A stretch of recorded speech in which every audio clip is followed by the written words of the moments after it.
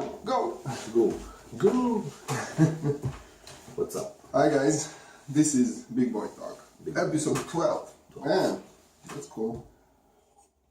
We're on Is a it? roll. Yes. And today we're gonna talk about Christmas. No, we're No, going to but talk we do about. have a Christmas tree over there. So Yeah, because it's almost New Year. And what do you do in this time of year? You set up New Year's resolutions. yeah, okay. So not about Christmas. Let's talk about New Year's resolutions. Yeah. The things that you plan for a whole year and you keep for 2 weeks, right? Okay, unfortunately, yes, or it seems like it. Yeah, you were telling me about this, about the gym instructors that they say that this is the case every year. Yeah, don't worry about how crowded the gym is in January, because in February you're gonna have a lot of room and it's gonna be way nicer, even though a lot of people have 1 year memberships. And Why do people do that? Set up plans for a whole year and only manage to hold on to those things that they want to do for only 2 weeks or 3 weeks. Why? well, people, including us, aren't very smart. That's the most likely answer. Yes, but it's a bit too simple. Why do we do that? Why do we set up a goal for a whole year or resolution? And is it because the resolution is too ambitious? Is it because we don't take into consideration the obstacles or the problems that we will have with those actions that we want to take, or is it because we think that after the 1st of January we will transform into a different being, into a different person that is able to do the things that we weren't able in 2018?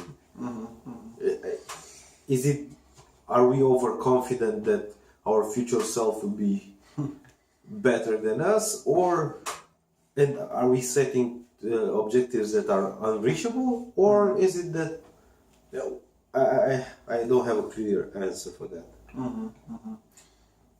The first thing that comes to my mind is people want to be better physically and emotionally, and they want to have more money, but they don't want to put in the work, or they don't even realize what kind of work they need to do in order to get there. And I've had a few experiences, and none of them were good, where people told me, I really want to do something. Let's say, I really want to make a relationship work, or I really want to lose some weight. And they were saying this while doing things that were exactly the opposite. They were saying this while eating a pizza, or they were saying this while they were having a fight with the person that was closest to them in their lives. And the thing that I did and wasn't smart was telling them, no, you don't want to do that. The thing that you just said you want to do, you don't want to do that. You told me this once. Okay. No, you don't. But yeah, I think it worked with you because we think alike in a lot of ways, and Yeah, it's a miracle that we're still friends after that. yeah, because that's the last thing that somebody wants to hear. Somebody calling them out on their bullshit and telling them that you're saying you want to lose weight, but you don't want to do the things that lead you there. Okay. So that's, and in my own experience, that's also true. I want to have good results, but I don't really want to do the daily things that are required to get there. And it's gotten to the point where I think it's part of human nature, really, to want to be great, but not to want to make the sacrifices, and that's why so few people are great. Is it because, and it's a different direction with the discussion, is it because nowadays you have the shortcut of the internet? Because I was talking with a friend last days, and we were wondering why in our language and in some other languages, the three wise men that came to Jesus when he was a baby, in Romanian, in German, in some parts, they're called mags, like wizards. And some of the one of the explanation is that in those times, in the in that area or in our world, if you knew stuff that most of the people had no idea what meant and had no way of obtaining that level of wisdom, because people didn't know how to read. If you knew the constellations, if you knew different languages, you were considered a wizard. But nowadays you're not. But that difference was that so big that in our language we call them wizards or mags. In English is wise men. And being wise or being so wise that people think that you're a wizard is the same thing. In that age, 2000 years ago, was so big of a leap that normal people couldn't do it. But now, with the internet, with the open borders, with the opportunities that each of us have, you can feel that you can be as good as Messi as a footballer, you can be as good as a singer as, I have no idea.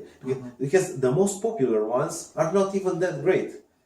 And you can say, okay, I'm 20 years old, or I'm 16, I'm a boy, and I'm prettier than Justin Bieber, and he has $1 billion in the bank. I can do that. You have the shortcuts.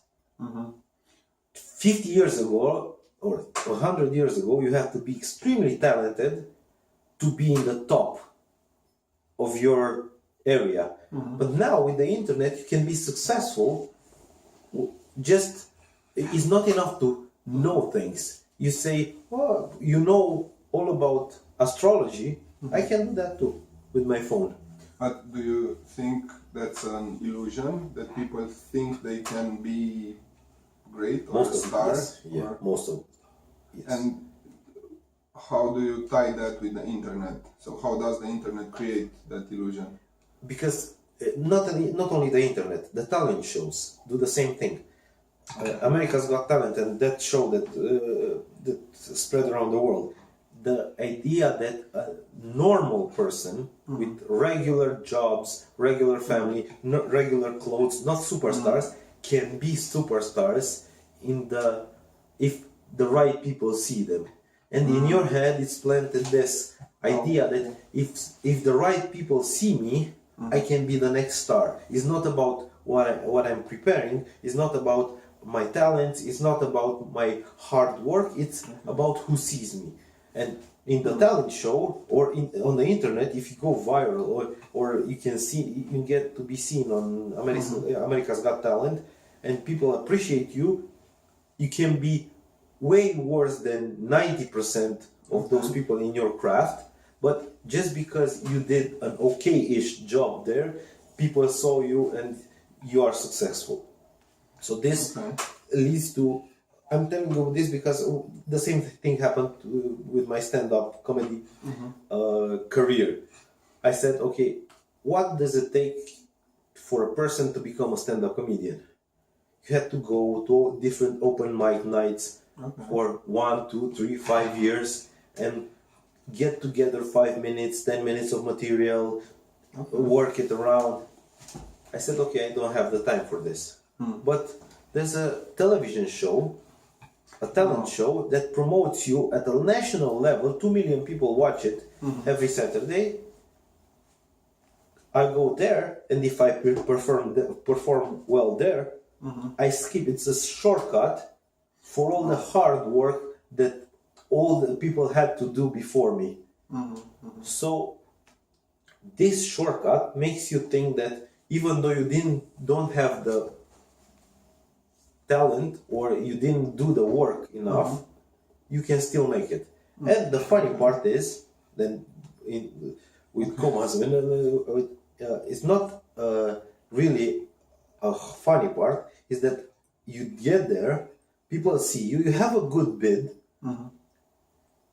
and after that you go and do the work you're supposed to do, and you realize, man, I'm not that good. I really need to work harder. It's better to do it the other way around. Put up the work, to grow, be seen, and then grow bigger. Because in my example, I went too big too fast, and I don't have the meat. I don't have the experience enough to be that great. Okay.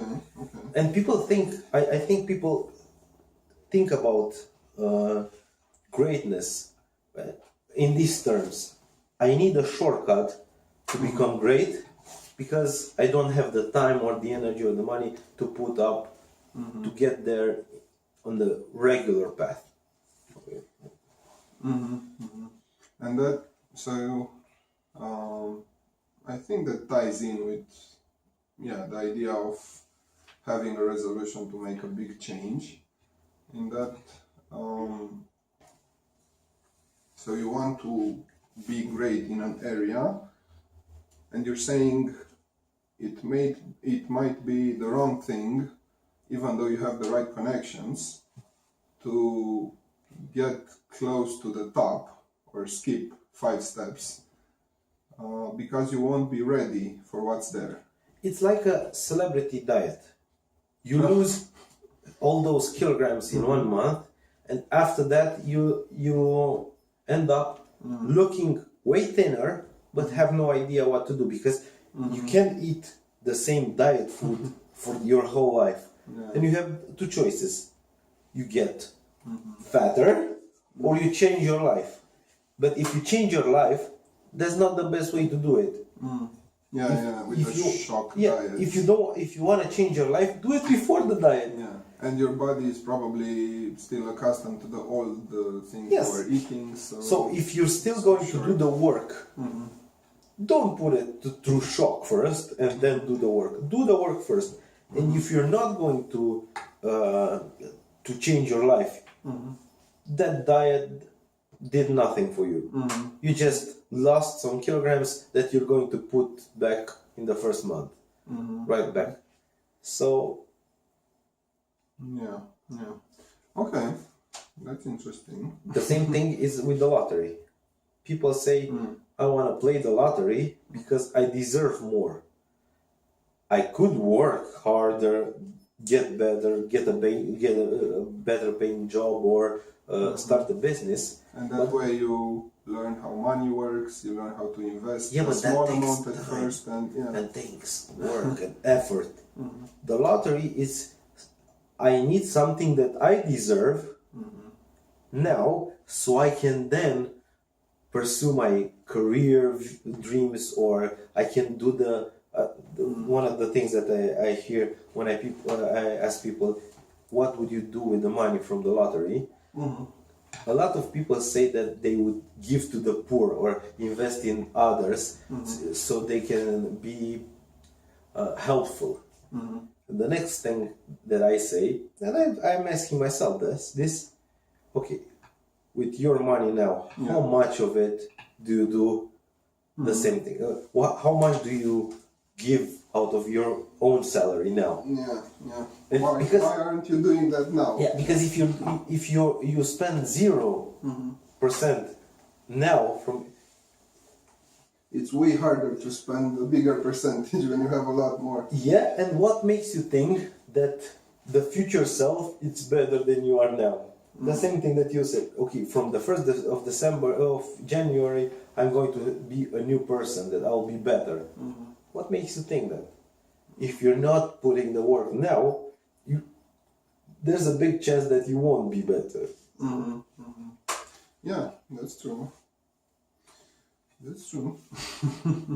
Okay, so we were saying that we're gonna try to be a little practical on this subject. I don't know if we're gonna go exactly into what our new year's resolutions would be, but I think that we can maybe present a strategy or something that we've learned from past years, and maybe something that we can implement that has more chances to be successful. And I was saying from my experience that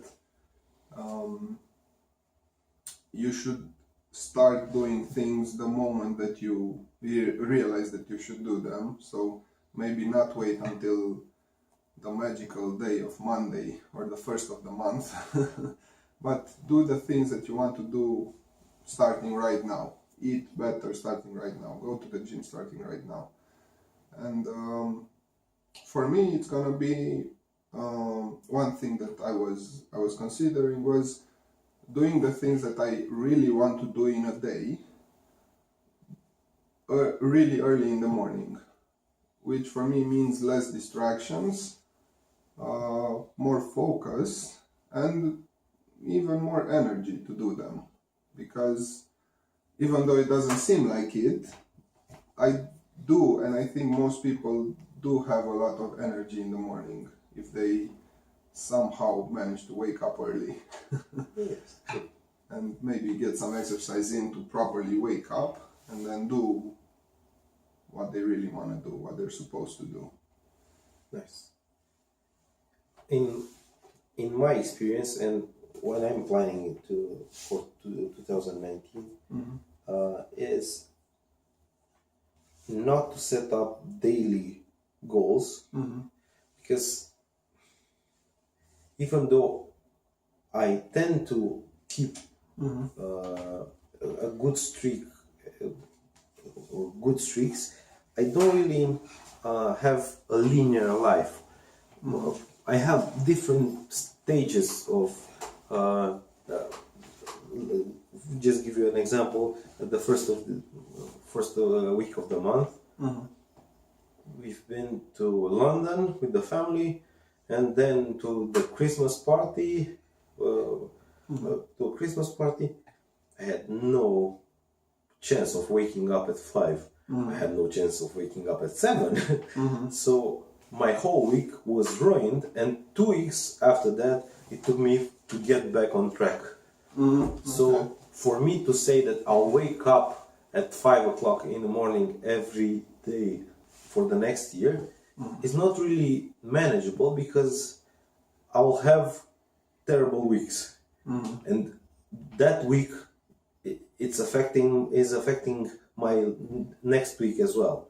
So because I know that, I'm not going to put on myself an objective that I'm not going to do. Instead, I'm going the other route. I'm saying the big things that I want to achieve this year, and then I'll break them into deadlines and daily activities that I'll have to somehow squeeze into my schedule.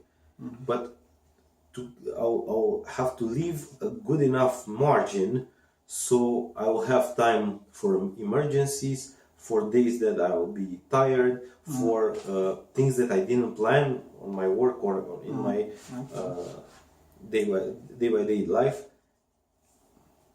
And in the other way, the exercise and the eating habits to be better. I'm not going to set myself a goal of going 3 times a week at the gym. I think I'm going with 1, and if I'll get the chance, I'll do, or 2, and I'll get the third one in. But I'll put on myself a goal that in June I'll look back and say, okay, it was doable. I had a chance of doing it. If I say 3 times a week, maybe for now, I think that this is not a realistic objective. Okay. So it's interesting because as I'm listening to you, my first reaction is to disagree with it and try to push you in some way, like, no man, you can do it, you can go 3 or 4 times a week and you're gonna have more energy.